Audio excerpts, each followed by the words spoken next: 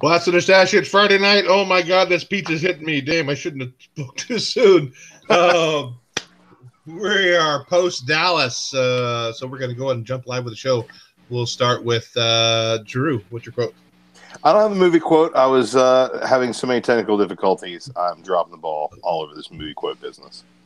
Oh my God! I know. Come back. You're slacking. How about Paul? What's your quote? My quote is from 2002. The guy goes, "Oh, you want your machete? Shit, it's yours. Take it. Just remember who got it for you, guys. It's okay. He just wanted his machete back."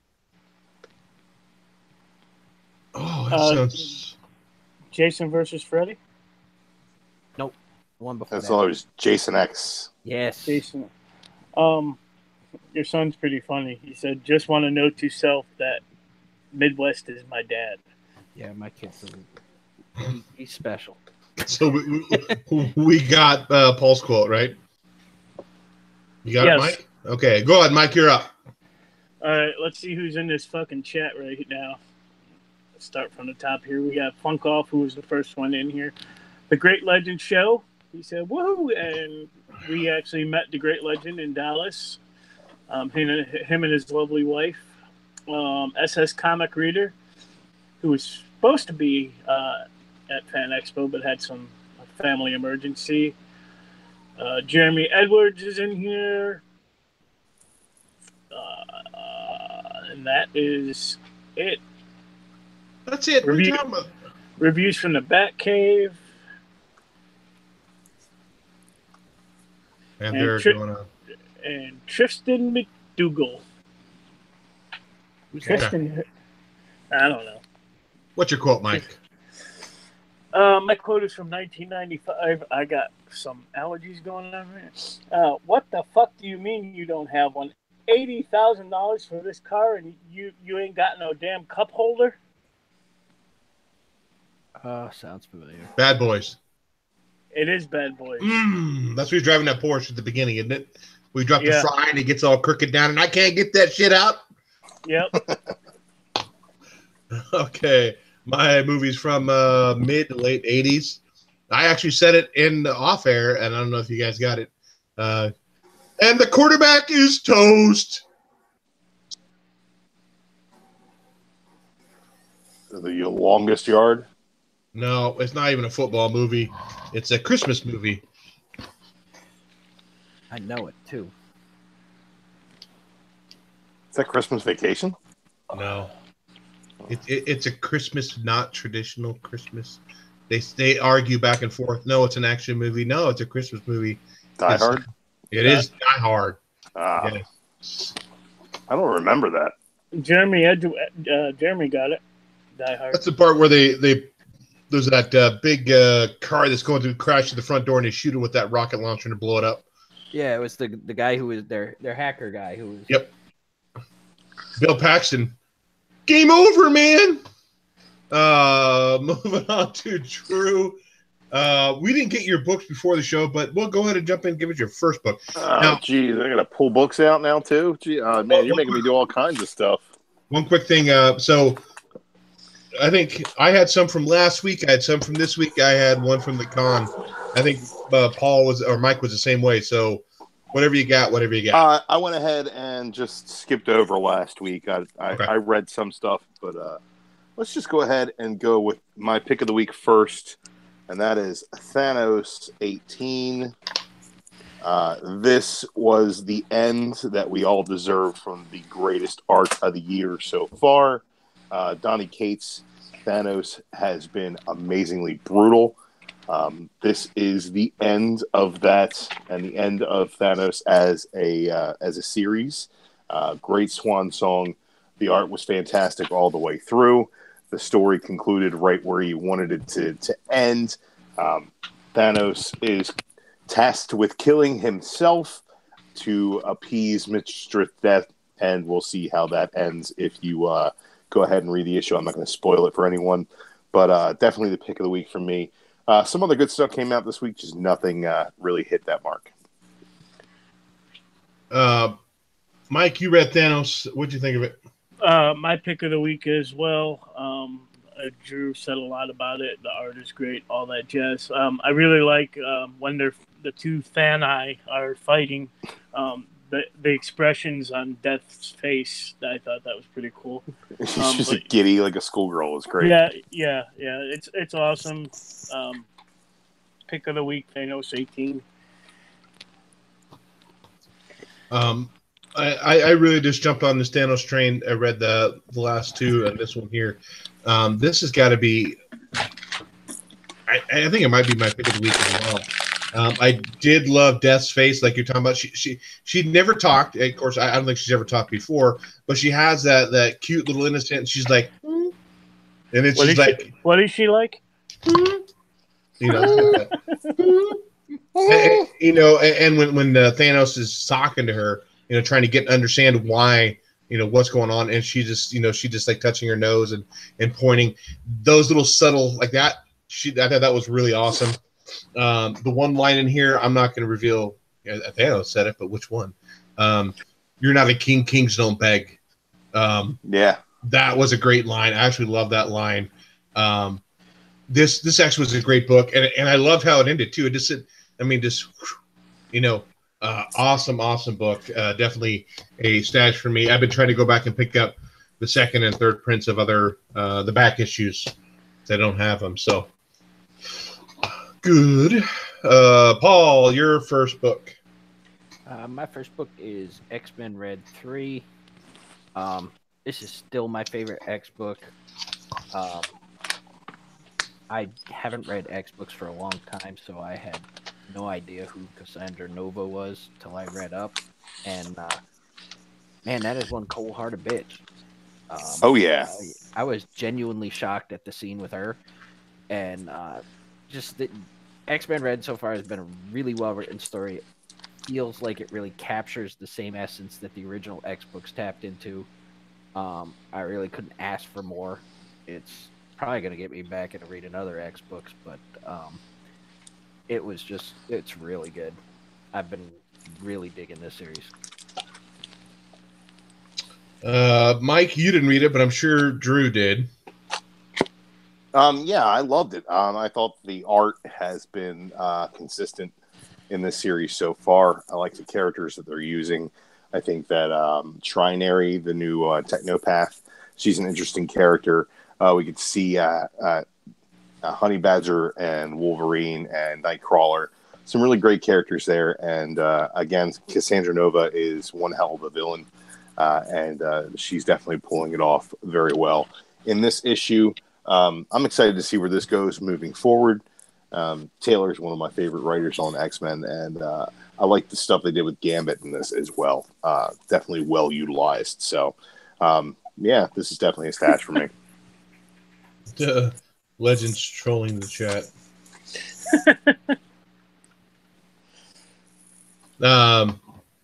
I have it. I picked it up, but I have not read it yet.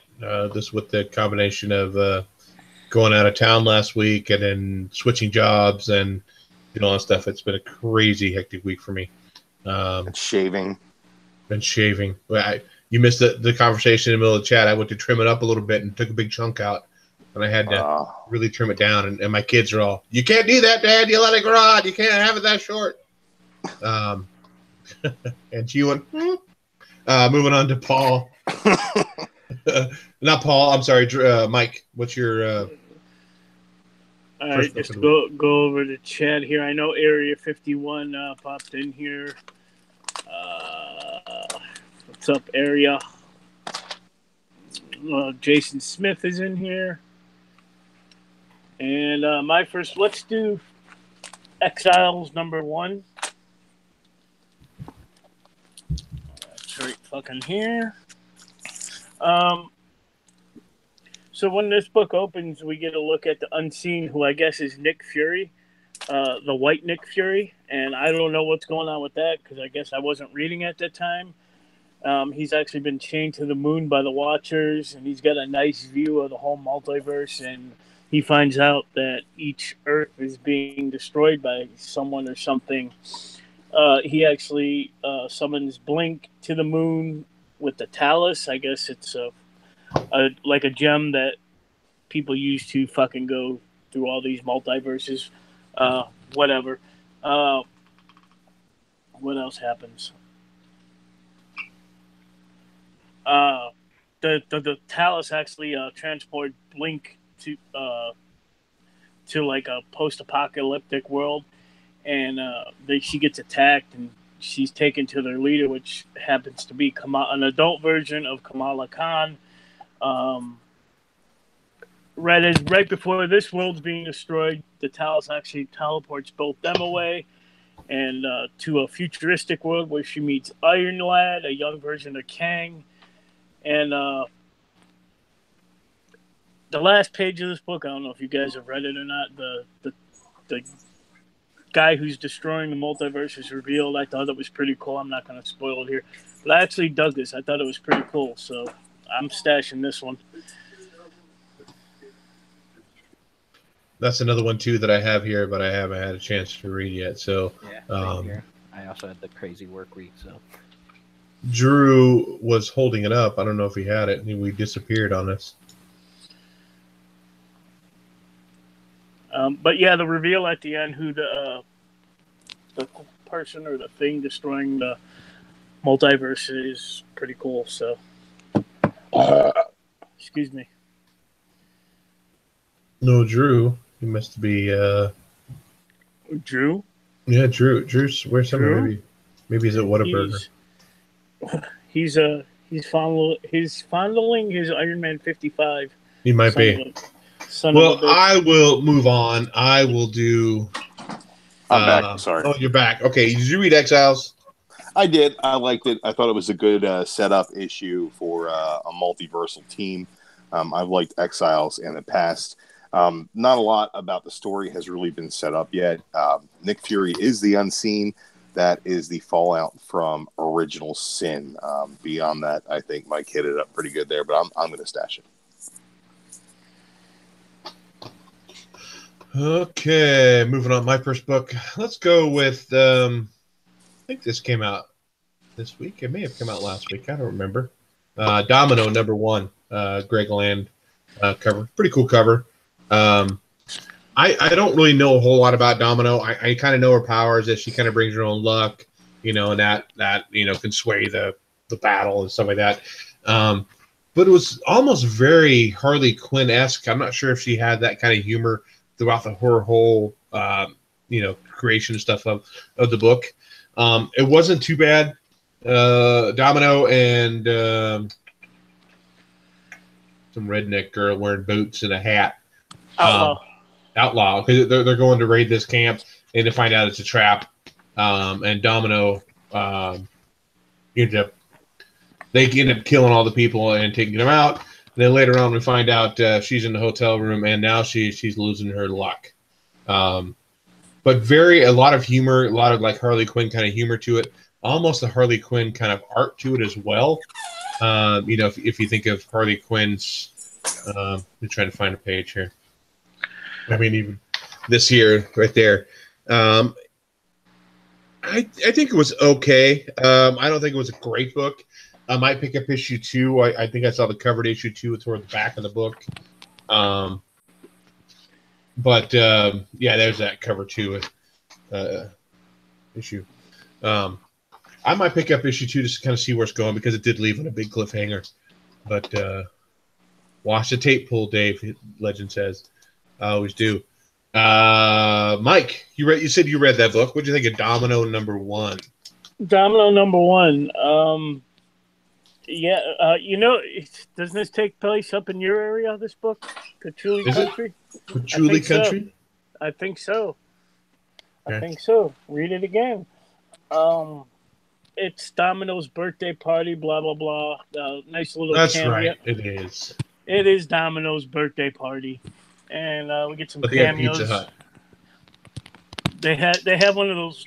She's having one of those old school McDonald's birthday parties. Not really. No. With Grimace? Was Grimace there? Grimace was there. Okay. Grimace was there. Okay. In all his purple glory. But we get some cameos by Diamondback and Deadpool. Deadpool's kind of funny in this. And even Dazzler's in this book.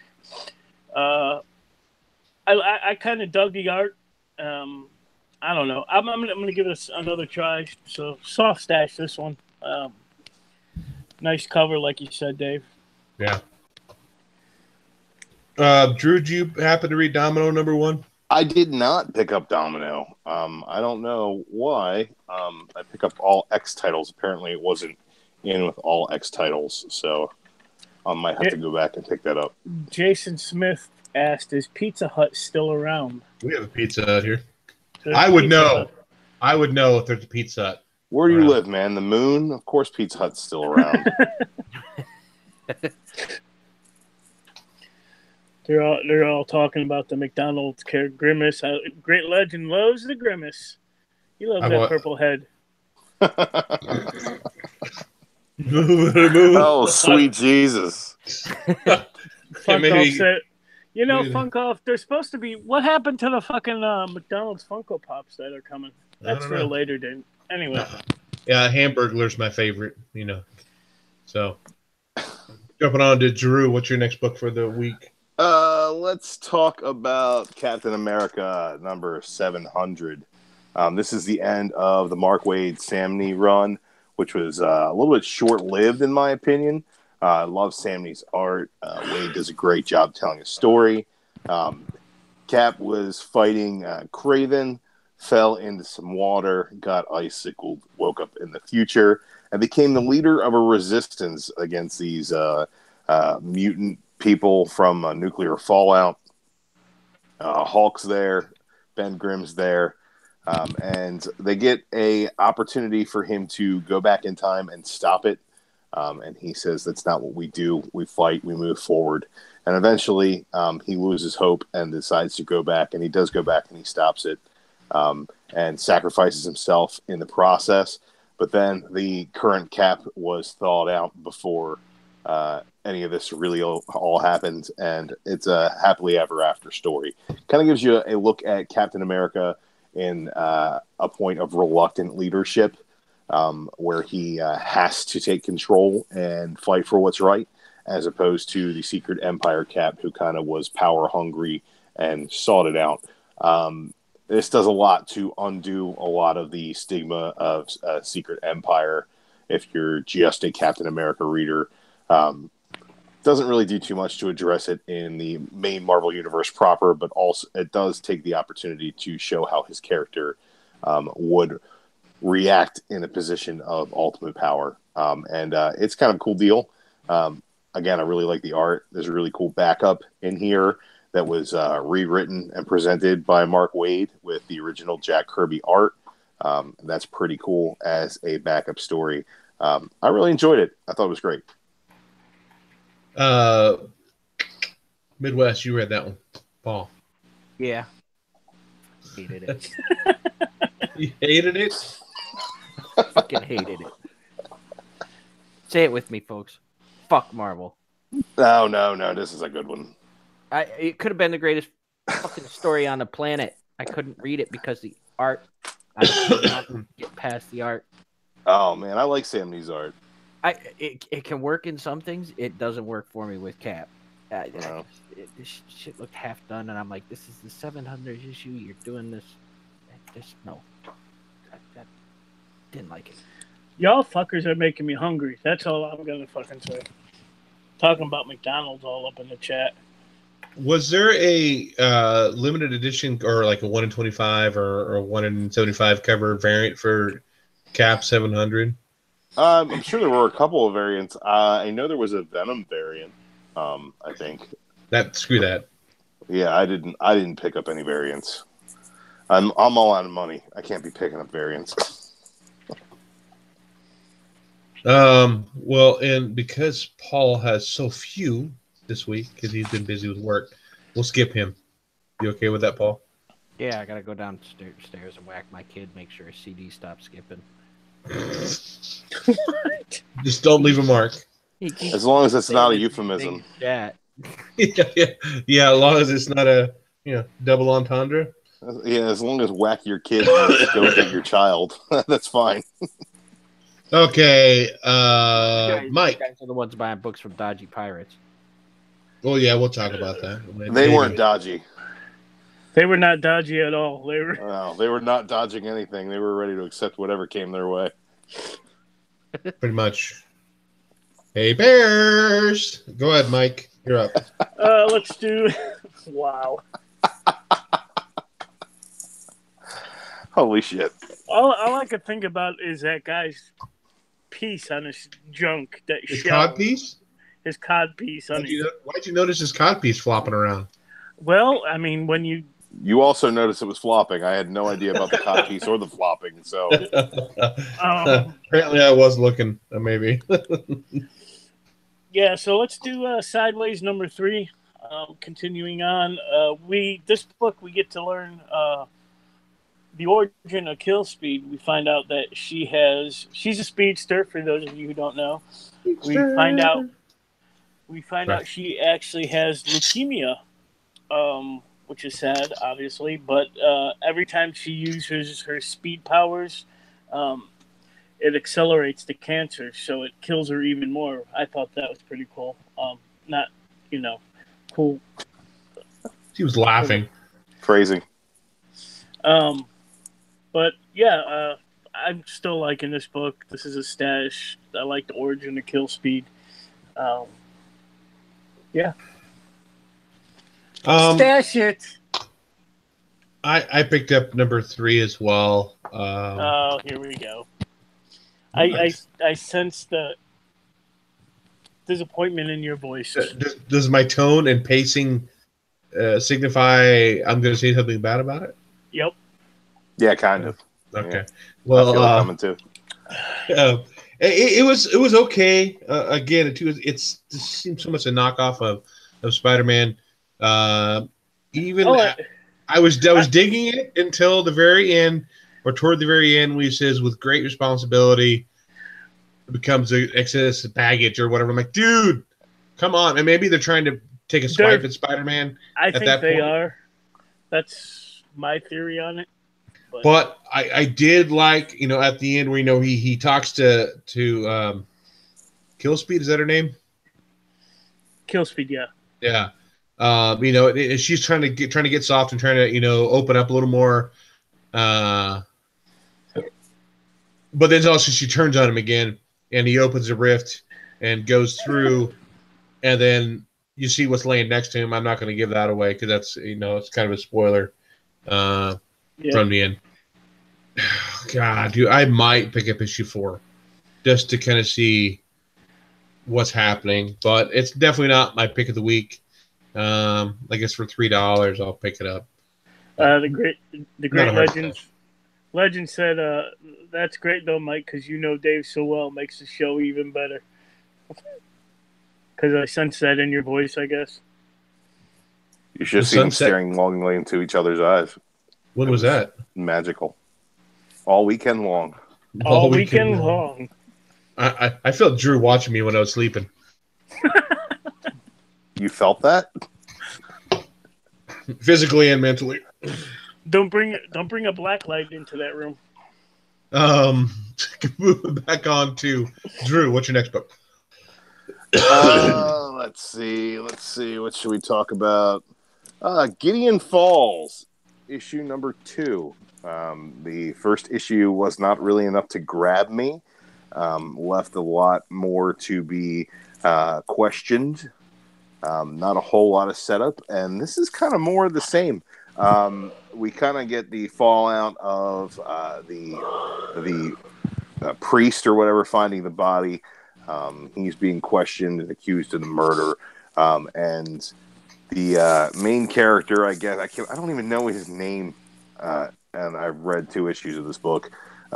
His therapist sees the Black Barn, and we still have no idea what the hell that's even about. But the art is compelling, the story is eerie, and it's just because there's not really much to it. I'm still kind of a soft stash on this. I will be picking up the first story arc definitely, and seeing where it goes. Big fan of Jeff Lemire. Sorrentino is great as well, so hopefully this team can bring it around and show me something that I want to see.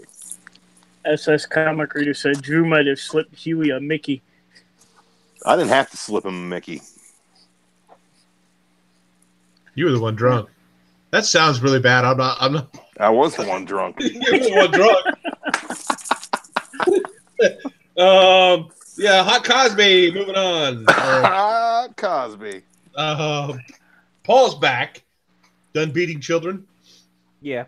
Okay. You want to go? Your next book's up. He said, "Yeah."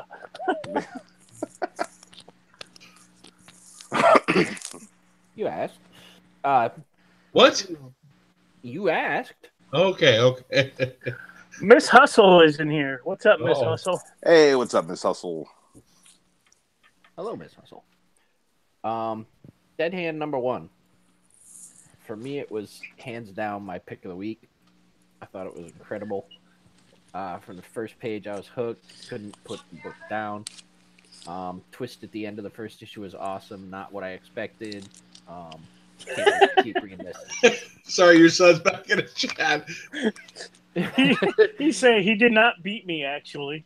Did you beat him? He's going to get a beating now. That's a canned response. You wouldn't say that. You need to stop divulging family secrets, child. Go ahead.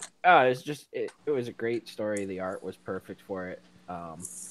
I can't wait to see where they go with this.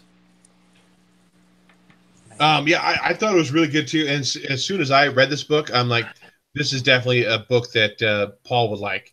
I mean, before I even know you read it, I was like, this is like right at Paul's alley. I just figured that he would like it. I was saying the same thing. I was like, I hope Dave read this because I think I'll like it. Yeah, it was really good. The only thing I didn't like and I thought was funny, I kept thinking of SpongeBob SquarePants, was the dude's mask.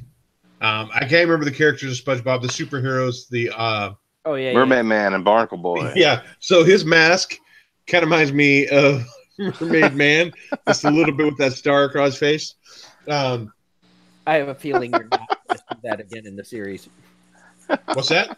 I have a feeling you're not going to see that again in the series since you think so? Now takes place like 10 years later. Probably not, because that was a little more of a backstory on that main character. But yeah, it was a really good story. I enjoyed it. The main character and how cold he is. He talked about some of the backstory with some of the his former associates, and then that huge twist at the end made it like, oh crap! It definitely, it makes me wonder if all the characters know that twist. Yeah, that's what I want to know. That twist was one that came out of nowhere. I completely didn't expect that. I think he was voiced by Adam West. Talking about Merman. Sorry. Tristan asked, how long will this go on? Area 51 said, till you're 30. So, Dead Hand #1, probably my co-pick of the week. Definitely a good book. It kind of this cover reminded me of the Tales of Suspense that's out right now a little bit, Yeah. So definitely a stash for me as well. And now we're going to move on to Mike. My kid just threw some serious shade at Area 51. Area 51, don't mess with the children. They know how these internets work. I get. Here I'll type it in the chat here privately here. Jeremy said, Mikey, I'm digging the Flash hat. I actually bought this just to go to the con because I didn't really have a plain black hat. I did, but it was all kind of fucking sports teams and shit, and I'm whatever. But yeah, I really like it. Let's do the Rot #1. This is a book me and Dave picked up at the con by Source Point Press, and I actually didn't. When Dave took me over to this booth, I didn't actually pick this one up initially, and I was walking away and I saw this, and I asked the guy, "Hey, what the fuck is this book about?" And he told me a little synopsis of it, and I picked up all 3 issues, 1, 2, and 3. So basically, in the Rot, it kind of reminded me of Spawn. You got a convicted killer. I think he's a contract killer who's got multiple life sentences, but he has terminal cancer. He's got brain cancer, and they actually go to a guy makes him a deal to try and cure it, and it actually turns him into a, I guess, anti-hero who could give cancer to other people. And I thought that was fucking amazing. I love this book. This is a stash. Jeremy said the name makes me think of Swamp Thing for some reason. If you get, I guess I'm gonna. Dave, you want to talk about this? I'm gonna look up the website real quick. Yeah, it was really good. I mean, minor spoiler: you find out that the tumor that the guy has in his head was actually given to them by the doctors there in the prison as well. So, and essentially, they're just doing it to try to kill him. Like in the book, he found Jesus too, so he's praying a lot. Doing all that stuff toward, even when they're implementing this last procedure on him, he's quoting the Bible and stuff like that. And end up blowing up and getting blown out of there completely. Yeah, I'm definitely looking forward. The art style is a little different. It's a painted art style. There you go. Here's a very green page. It kind of, like I said, it reminded me of Spawn a lot. Here's a better.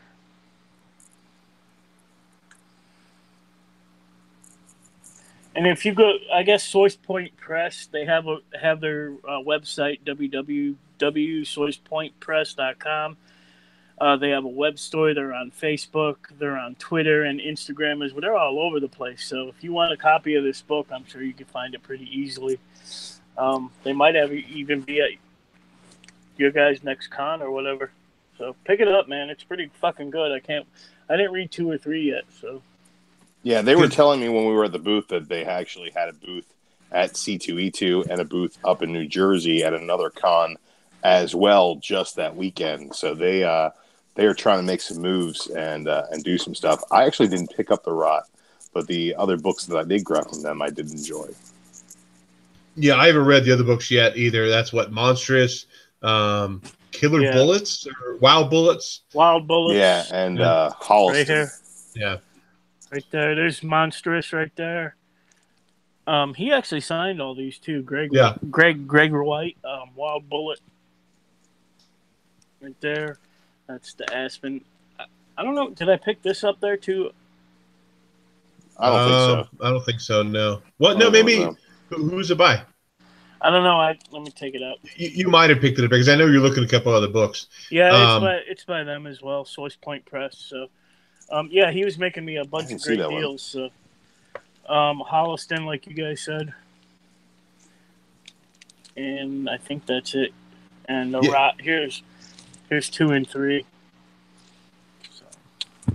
Because I brought you over to pick up those other 3 books because I know Drew picked them up as well. We're talking about maybe doing a review. Those guys are even cool and have said they even come on a show up to one. Weren't those the guy, Drew? Yeah, they were cool. They were really cool about it. And then Mike's the one that's found the Rot there, and I'm like, dude, I'll pick those up too. I think it was all 3 for $10 or something like that. So I went and grabbed those. Yeah, they're making us some pretty great deals. So. Yeah. So I think it's a really good book. I'm looking forward to reading the other 2. I guess I'm up now. Shit. JLS popped in here. Hey, what's up, my good man? What's up, Jesse? What's up, my good man? Oh, God, accents again. Oh, yeah, shut up. See? Did you hear Drew's accent? Bad accent, see? With his coat. Did you see that little video, Paul? It's been in my family for generations. My best Armstrong. So, Batman number 44. Now, they actually had 2 covers of this. We picked up I don't know. Did you pick up the gold foil variant, Drew? I don't know if you did. No, I did not. No. They had one of those there at that con. We picked up that one. The other one has Catwoman looking in with the wedding dress on. I read this last night, and I'm like, what the hell, dude? Seriously? I totally I don't mind the idea of Catwoman and Batman getting married, but it's like, the whole story is about Catwoman waking up in the middle of the night, breaking into a wedding dress place, and trying on all these different kind of dresses, and then getting home before Bruce wakes up. That's pretty much the whole story. So, did that come out this week or last week? I think it came out last week. Yeah. Last week, okay. You didn't pick it up? Nope. Yeah, so I think I'm the only one that read that one. Actually, I read it last week. Okay, well, what do you think of the wedding dress episode, Drew? It's Tom King's Batman. Like, the issue itself, there's nothing wrong with it. I just don't want that to be the Batman story that I'm reading every week. I like that he takes these slice of life moments and he kind of shows you a superhero or supervillain perspective on that slice of life, but it's not what I want out of a Batman book. And the fact that it's a Catwoman centric slice of life story is just, it's a blast for me. Next week is going to be, go ahead, Mike. Bruce Zayas has just popped in here. What up, Bruce? So what's up, guys? Next week is going to be Batman 45, where Bruce is trying out different tuxedos wearing Robin boxer and underwear. Probably. It'll be the exact same story. It'll be the mirror image of it. Mikkel Hannon will do some fantastic imagery that mirrors this issue, and it'll still suck. The one thing I did like about it, to give a little bit of a positive swing to it, was it showed Batman and Catwoman's history throughout time, and the different costumes Catwoman had on through different periods. That was kind of cool to see. But other than that, it was a turd, as far as I'm concerned. Mike. Jumping back into Drew. All right, let's do it. Let's talk about Avengers No Surrender 688. This is basically the story of Quicksilver trying to figure out what is keeping all the other Avengers in stasis. It's something that is moving frictionless throughout this area, and it's faster than he is. He uses Synapse and his sister, the Scarlet Witch, to increase his chance of catching it, and he does, and something terrible happens, and I'm not going to spoil it. This is a stash.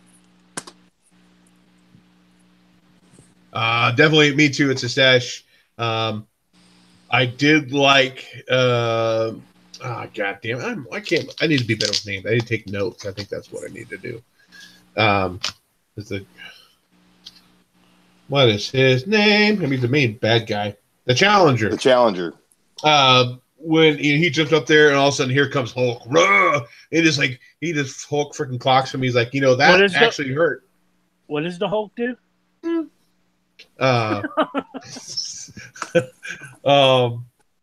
the Hulk just clobbers him, and the challenge says that actually hurt, and then he ends up knocking the crap out of Hulk, knocking him up into space, and Hulk starts laughing. I want to shout this out here. This is the second Avengers book I've got where the centerfold is ripped loose from the top staple. That's really freaking irritating. Just to let you know. No. But I do love the fact Hulk always like, oh, and then he starts laughing. That was a pretty cool scene. But definitely a stash. I'll say it. Said before, said again. This Avenger story arc has been pretty good. I'm digging it. Take that back to your LCS, man. Get them to replace that shit. I might have to. I would. You know me. I'm a stickler for deals. Yeah, but they never have any extra back issues of Avengers. They don't even have extra Avengers on the shelf at all. They should be able to order it for you. Well, I'm sure they can, but yeah. Pull your dick out and make them do your business. Hey. I'm sorry. Pull your pickle out, make them do your business. Paul, you're up. Let's do Oblivion Song number 2. Yeah, let's do it. I'm still not a huge fan of the art for this. I know Drew likes it, if I recall correctly. But the story is definitely still interesting as hell. Downside to this issue is almost nothing happened the entire issue. But that's because they were doing some setup for the rest of the story, and I can deal with that if you're building a rich world, which it appears they're doing here. So I'm still along for the ride. Let's keep going with this. This is good. Yeah, I read this one too. Same as you. Not a whole lot happened. I mean, he talks about a little bit of backstory, like I guess when it first happened and all that stuff. And they're going through, there's a museum or an art exhibit, and not a whole lot. His girlfriend's telling him that I don't think she wants him to. He told her how dangerous it is outside the city. You never even go out there. Just a lot of lovey-dovey crap and stuff that I wasn't too interested in. Do I think it adds to the story or what it could be? I don't know. I think I'd rather just see him in that alternate world saving people versus all that real world story stuff. I'll give it to issue 3 and see if that picks up any at all. But I got a special shout out to do. Okay, what's it? If you look in the chat, a gentleman by the name of Sean Bernier is in there. Oh yeah. I was actually in the military with him, so. Thinking of that, real quick before I move on to Drew with Oblivion Song. This is your book, Mike. Then there's semen on the poop deck. There's semen on the fucking poop deck. You read it. Do you want to give a little review of that? Since I have not read it yet. I got too excited and couldn't get past the first page. So moving on, we'll go to Drew. What's your thought on Oblivion Song number 2? I'm loving Oblivion Song. I read the entire advanced trade, so this is like nothing new for me. But I am liking the way that they're parsing it out as far as issue by issue. I think that the end of this issue is a great place to leave it for a cliffhanger. I liked all the setup that they're doing with the museum, kind of a show and tell of the world, and I'm really digging the stuff that they're doing with the characters, kind of drawing you into them a little bit more. I would say don't drop off this book after issue 3 if you're not liking it. Give it through 6 and then see what you have to say about it. But this is definitely a stash for me. I'm loving it. Okay, if I give it to 6, all right, will you PayPal me $12, please? I will do that. Mike, you're up.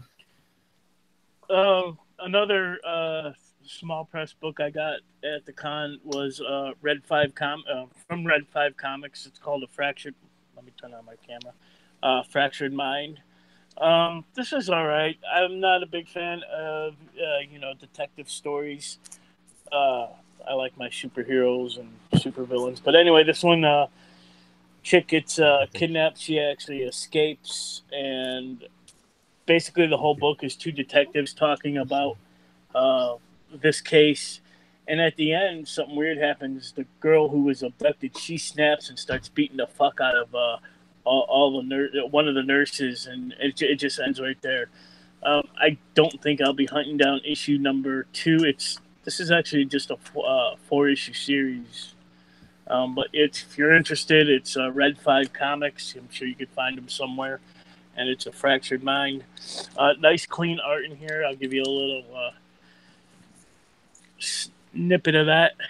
A snippet. Right there. Kind of reminds me of, on that cover, Michael Turner a little bit.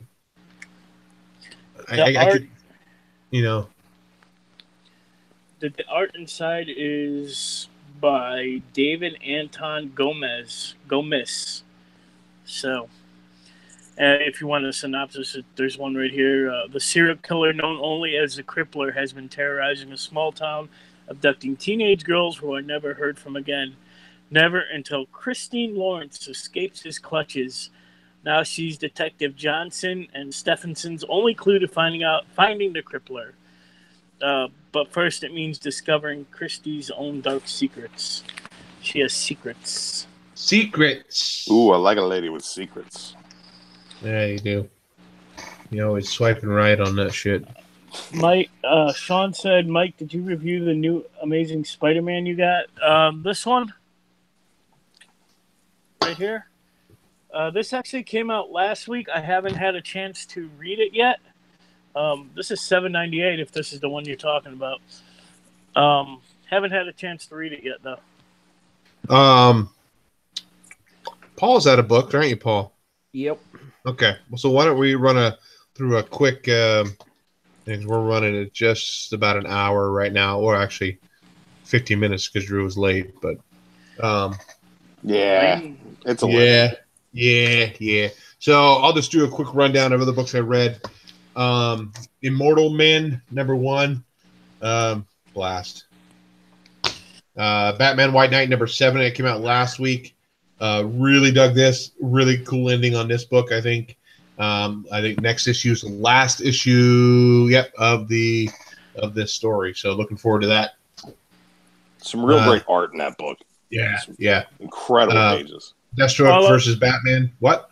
All About Comics is in here. He said, "Oh yeah, hey, all y'all fine fellows." Fine fellas. Deathstroke versus Batman. So this is Deathstroke #30. It's okay. There's this. I don't know if it's a fake document. They're saying that Deathstroke's had a kid with Talia al Ghul. I'll finish that. I'll finish up. Pick up the other Deathstrokes just to finish that story arc. Brimstone #1, blast. Crude #1, kind of a not necessarily a spy, kind of a hitman-esque kind of story. His son gets killed, and he's coming back out of retirement. Very much like a John Wick kind of story-esque kind of thing. But no, not a whole lot of action in it so far. Blast, though. That's it for me. We'll jump on to Drew. What's your other books you got? I have to do my almost weekly rave about the Despicable Deadpool. This book is amazing. I'm loving it. It's fantastic. It's a stash. Deadpool has put out a hit on himself. He is cracking wise while the Taskmaster and Bullseye are trying to kill him. There's some great Juggernaut in this. Some cool stuff. That's a stash. X-Men Blue, we get the new team being put together while the other X-Men are out in space. This is Polaris, Zorn, Deckhands on the team. You got Jimmy Hudson. Some good stuff going on here. Bloodstorm. Good stuff. I enjoyed it. Some great Magneto in here. That's a stash. Beyond that, I didn't pick up too much else this week that I got a chance to read, but I did grab the True Believers Thanos First right here. This is the reprint of Iron Man 55. And I also picked up the reprint of Avengers 125. Both books I picked up pretty nice copies of this past weekend in Dallas. So now I have a way to read them without having to test their structural integrity, let's just say. Or get your man juice all over him. Whoa. I keep my man juice bottled. Paul, do you have anything else that you read or you have in your stack to read that you're looking forward to? Mostly are the ones that you guys have already gone over. I mean, there's definitely some ones that I had hoped to read. Like I had wanted to read the assassin one you were talking about there, but I didn't. Oh, Crude. Yeah, Crude. Mike, what about you? I also read Immortal Men. This was a pretty difficult book for me to follow, but I'm intrigued. I'll give it a couple more issues. I also picked up Hal Jordan and the Green Lantern Corps. Trying this, I like the Zod story, so I'm picking it up. I really like this cover. This is a stash for me too. Venomized #2. I don't know that I read Venomized #1. I don't know when it came out. Last week. Last week, that's what. Okay, so this is going to be coming out every week. I think it's weekly. I missed that, so I didn't have a clue what was going on in this. So we're going to just forego that. It's the third part of the Venom trilogy. It was Venomverse, and then the Poison X-Men Blue crossover, which was terrible. Right. And then this is the third part. So I don't know if it's going to be any good. I'm just picking up the connecting variants. Yeah, I read this, and from what I saw, I was like, whatever. I also read another Source Point Press book called Up the River, and unfortunately, this was my turd of the week. Well, there we go. We can't get them on now. God. God damn it. God, can't you just say you like it so we can get them on here? This book was so fucking good. We don't do that. No, I mean it's really hard to follow. There's zombies in it. That's all I fucking know. What I didn't pick up, or what I didn't read, was X-Men Red. I still have to read Oblivion Song 2, X-Men Blue 25, Avengers. I got Bloodshot Salvation yet to read, Ninjak to read, Old Man Logan. Big shout out to this cover. I absolutely love this cover. It's actually that is a cool fucking cover. So my question is, though, is Punisher or Venom in that book? No. What's the point of having them on the cover? Well, the same reason. Mike bought it. To make Mike buy it, yeah. The fucking X-Men Red cover right here got Venom and whatever Scarlet Spider on it. Yeah. Diet Spider-Man. So, but that's. Maybe this opens up a discussion before I jump into Mike's segment. I got upset at my comic book store the other day. Was saying, I don't understand what the hell is the point of putting Harley on every freaking cover when she had nothing to do with the book. Same with Venom. Same with Deadpool. It's like, dude, we don't. If they're not in the book, don't be on the fucking cover. Sorry, I said the F word. I dropped it. Oh my goodness, tonight. I don't 100% agree with that either, but I make special arrangements, special occasion. Like they know Mike's gonna buy it. Like this fucking cover right there. Yeah, I understand it's Venom's 30th anniversary, but does he really need to be on every freaking cover? No. That's my rant. I'm off my soapbox. And you mind? I'm sorry. I got fucking soda. I haven't had a soda all day. I'm enjoying this one. I'm getting a little gassy. Okay, we'll go to jump into your segment, Mike. Shut your fucking mouth. Oh man, so what I did since we didn't have a real show really last week, I took last week's info with this week's info and combined it into one fucking whole page of info here. First off, I know the Bat Hound, Ace the Bat Hound is out. Crypto, the Super Dog, he's going to be a specialty series and he'll be out in May.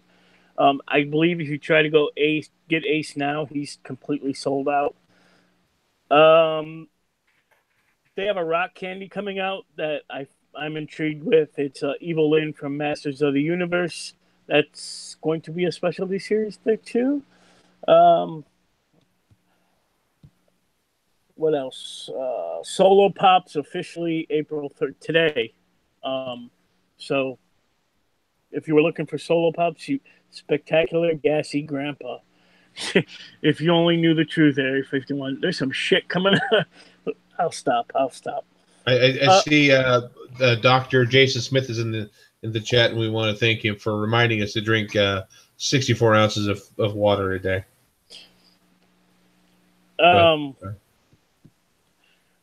From Lord of the Rings, the King Aragorn pop was originally going to be a Toys R Us pop, is now a Barnes & Noble exclusive, and that will be released April 16th. If you're interested in getting the Lawyer She-Hulk pop, it's available on the Funko shop right fucking now, so go get it. We're getting a Books A Million exclusive, Black and White Godzilla, which you could pre-order right now. What else? DC Comics is from the Sandman books. We're getting a Death pop. She looks pretty badass, and that's going to be a previews exclusive. Got a glow-in-the-dark Lockjaw / Black Bolt 2-pack. And for all you WWE fans, the Hardy Boys pops were announced, a 2-pack.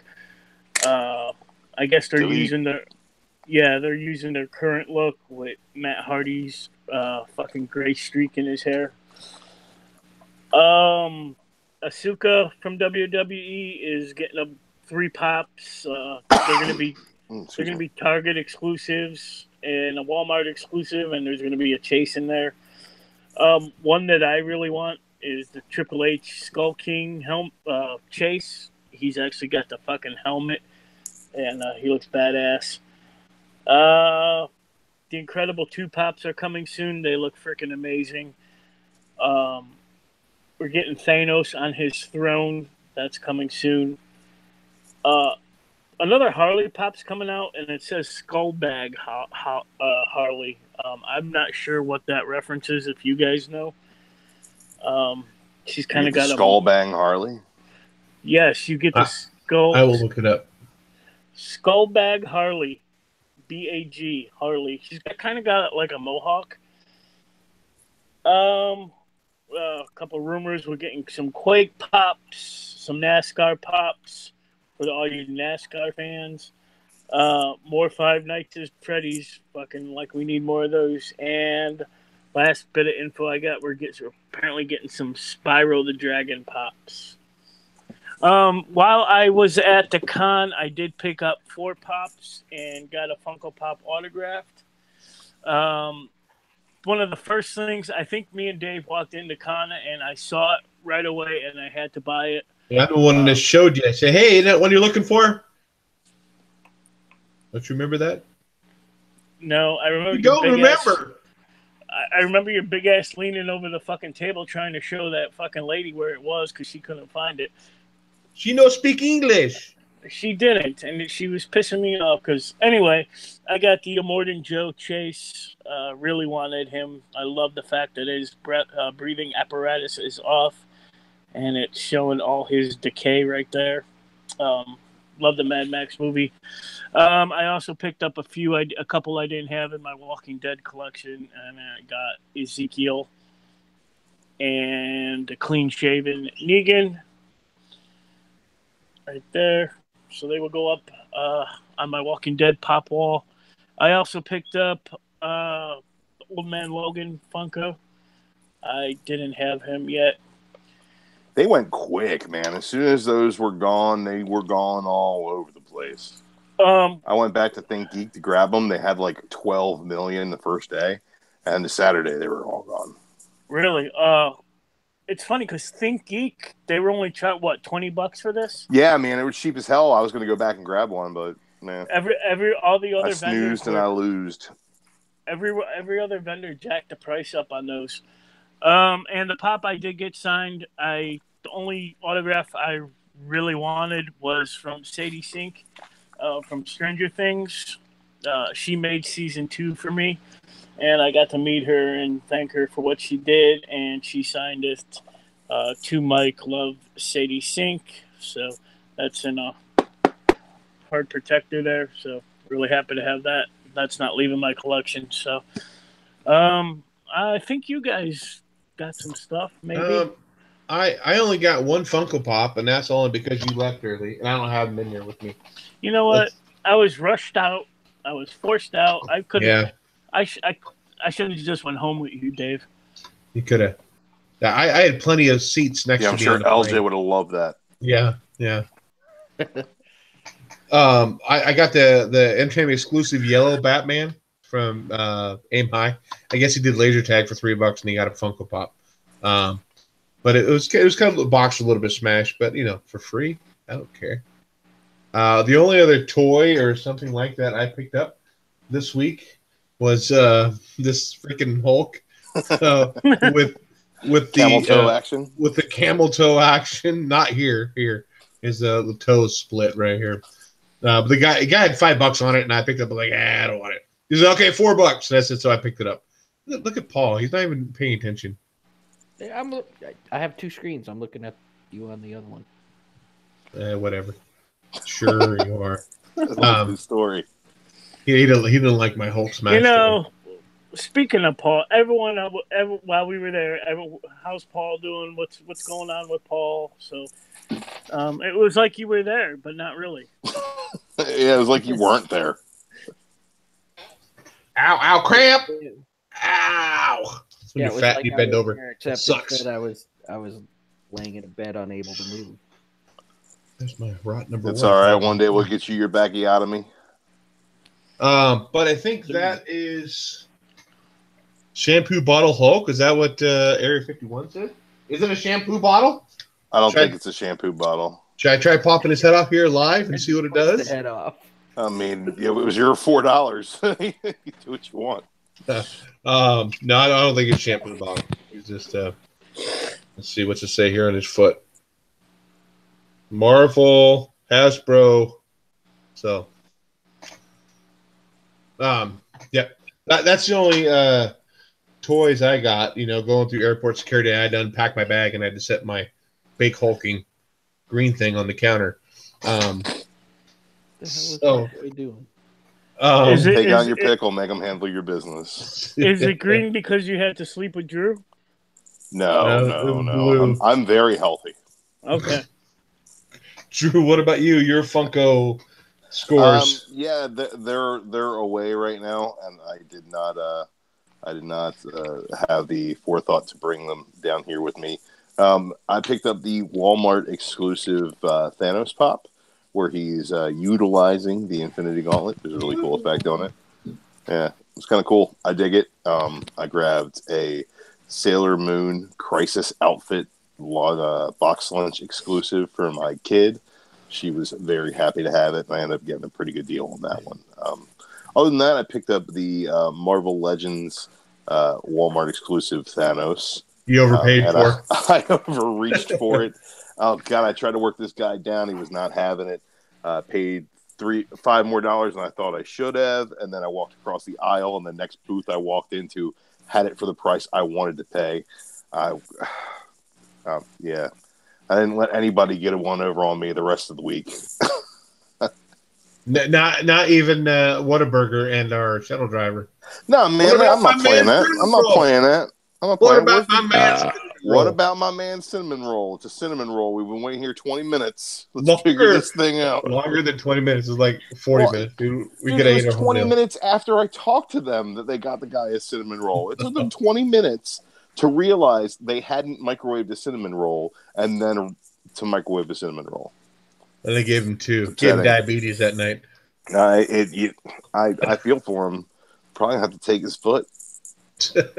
Paul, did you get any toys or any Funkos over the past couple weeks? You haven't been on? A couple weeks ago, I got some. I don't have them in front of me, but I know I got the 6-inch Demogorgon. I got one of the Bob Ross pops. I got the Books A Million Catwoman and Bombshells variant. I think that's about it. Is it the at the con they had the unpainted Bob Ross? Did you get that one? No, I think I got him the one with the squirrel. Oh, okay. You know, while we were standing in line for Greg Capullo, I started seeing people with the big ass Thanos pop. So somebody there was selling it. Unfortunately, I was being rushed out of the con because, you know, marriage. So I couldn't go hunting for it, but. Well, I did go hunting for it, and I didn't find it. So, the last thing that I want to talk about, and I asked the guys in the off air, did anybody else pick up the Action Comics, the Superman, 80 Years of Superman Deluxe Edition book this week? Yeah, I snagged that. Did you snag it? I haven't really looked through it at all. How much was it in your end? $30. Yeah. Originally it was marked as 30. I guess it jumped up to 50, then it dropped back down to 30. Well, I think originally the original orders were 30, and then they were piecing it all together with other items, and it was going to be like a collector's package for $50, and then they decided they got a lot of backlash about that, and they decided not to do that. So it was supposed to come with a poster and as well. I think it was supposed to come out the exact same day as Action 1000, come with an issue of Action 1000, a poster, and the hardcover book for $50 altogether. But that's no longer a thing. I don't know. I might just be talking out of my ass and remembering something wrong, but did you open yours yet? Yeah, I did. I flipped through it a little bit, but I haven't given it a real good chance to take a look at it. I kind of just did a quick skim. Yeah. I don't really have any movie news. A couple things that I did want to talk about. It's kind of been in our chat already, and I've seen a couple YouTube videos about it. Let's talk about the Titans live action TV show. God. Let's talk about it. Well, let's start with Paul. Let's give Paul a chance. He didn't talk about much toys, so let's give Paul a chance to talk about what he thought of Titans and Starfire's awesome costume or outfit for the new Titans show. I know someone said something about does it take place in a brothel, and I'm sorry, she don't even look like she could. She's not even close to. Ain't nobody paying for that. It'd be more like a truck stop, you know. That's about the quality of the horse. A bus depot dumpster. Yeah. All I'm saying is that they better have a CGI budget like Avatar or something, because otherwise this is going to be a colossal fucking failure. Well, they had Beast Boy with green hair. I guess that's supposed to make up for green skin, and so who knows. What about Mike? We'll go to get to you in a second here, Drew. What about you, Mike? What do you think of Starfire? Well, I posted it on Facebook. I tagged Cat Red in it because she's a Starfire girl, and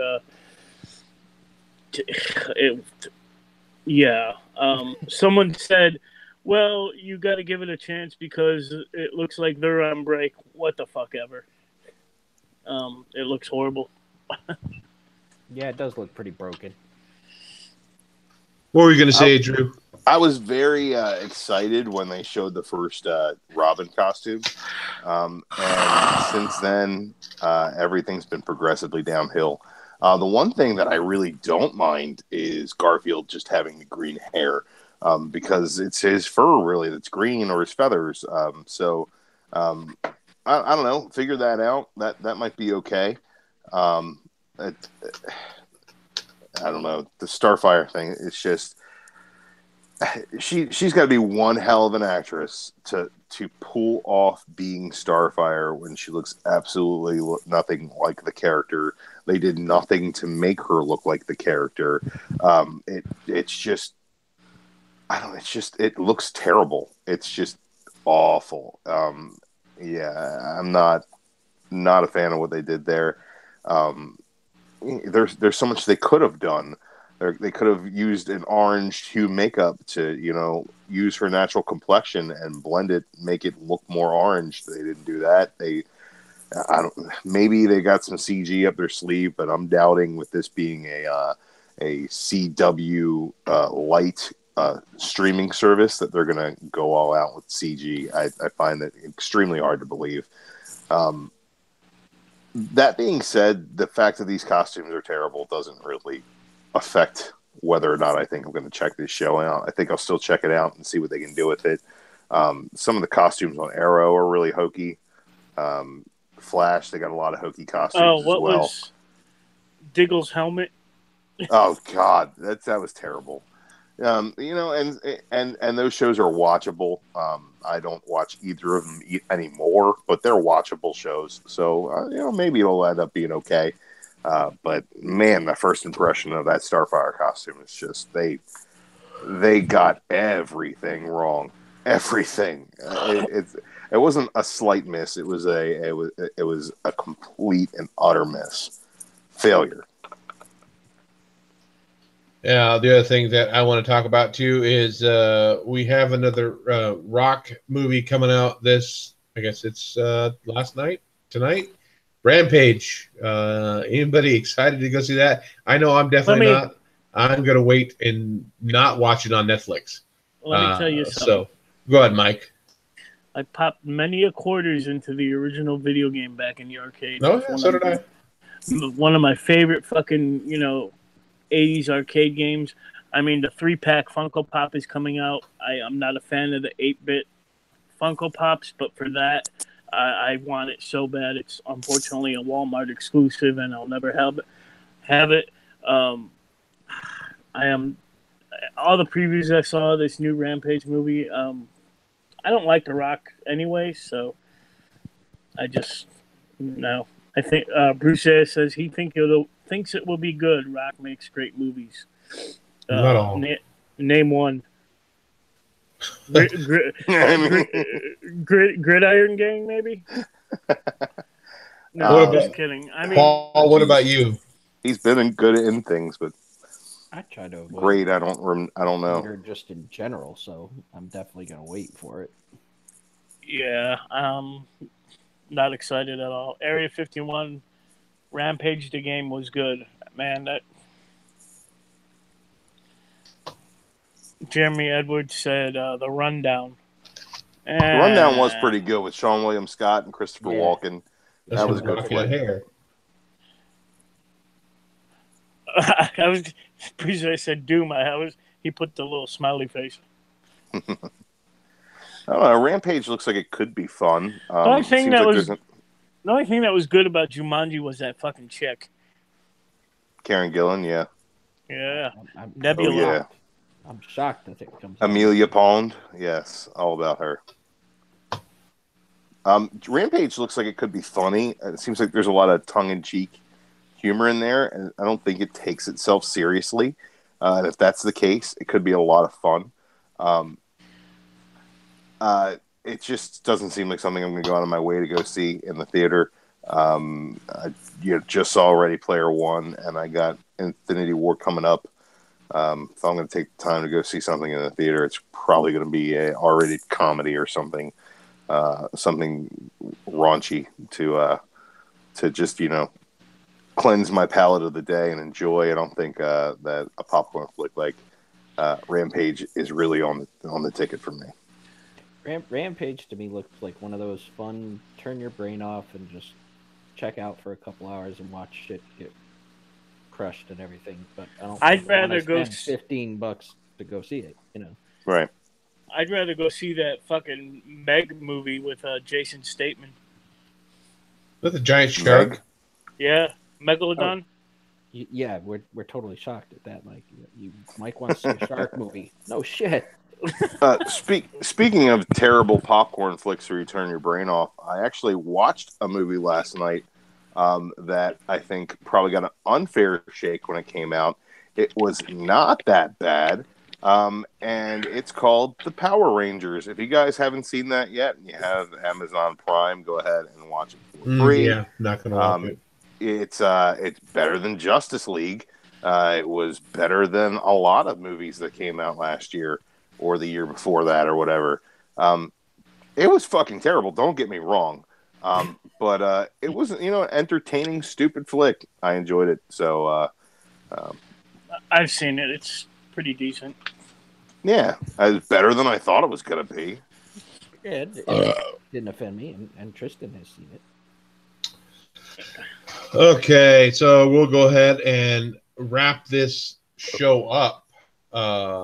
Drew, last minute shout outs. I'd really like to shout out everybody that we had at our meetup on Saturday night.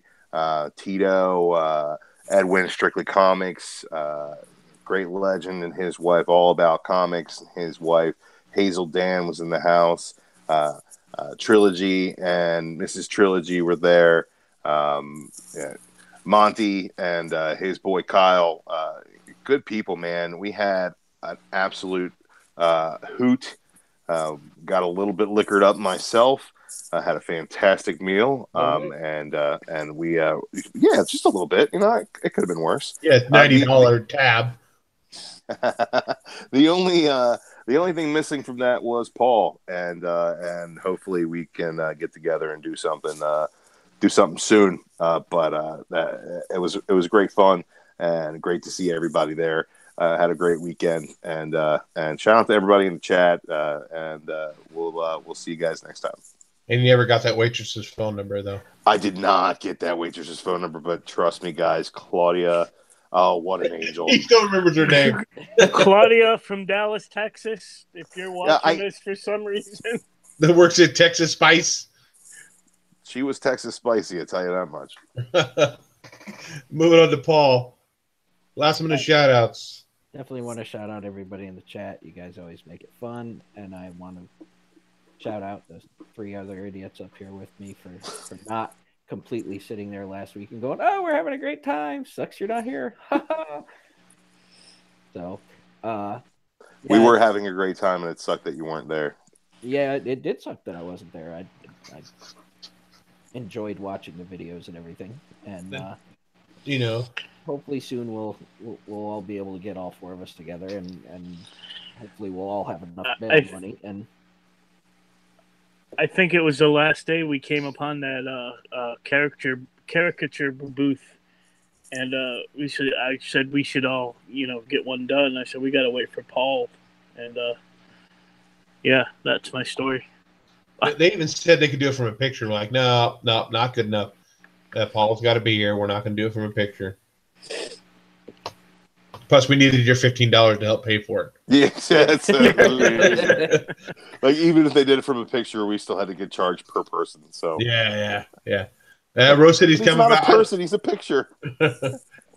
I don't think these guys would be coming out to Rose City Comic Con. If anything, I might go for one day, but that's only because of the writer behind Amazing 129 is supposed to be there. I want to get that book signed, but Huh? What? Mike. Yes. Shout outs. I got a shit ton of new subscribers. A Duo Family, Centauri Stir Fry, Our Wheatley 0206, Daz the Key Chaser, Rebecca A. Emmerich, Doomsday Comics, Comic Book Brigade, and Red Rum. A very special subscriber who wasn't subscribed to me, and that's Tito from Kingdom Comics. I don't know what the hell he was thinking. I think he drew for. Did you mention Tito?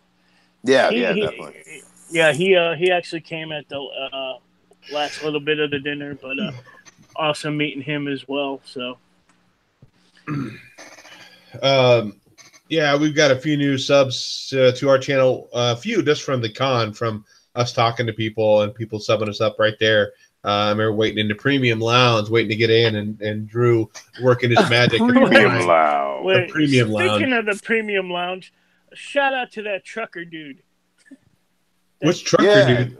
JJ, right? That was his name? I don't know. Oh, that guy that we met at the very first day, sitting at the table talking to us, and we kept running to him like, "Hey, dude, how's it going?" His name was JJ. We were running into that dude all over the place. And Good dude. He would talk to us like he's one of our buddies, Hey, did you get everything you done? Yeah, blah, blah, And good guy. I saw him on the last day. I was so freaking tired. I'm like, I don't want to make eye contact. I don't want to talk to him because I'm so tired. I wanted to go on my way. I felt bad, but I'm never going to see him again. You never know. I don't think so. So shout outs, Strictly Comics. It seems like some of these channels maybe were sent to us before and they got kicked off. Robert Finderbox. I don't know if you can find a Finder box, but there was some fine boxes in Dallas. Hey, stop talking about Claudia. Casey Smith. I know here's a couple more up above here. Michael Williams.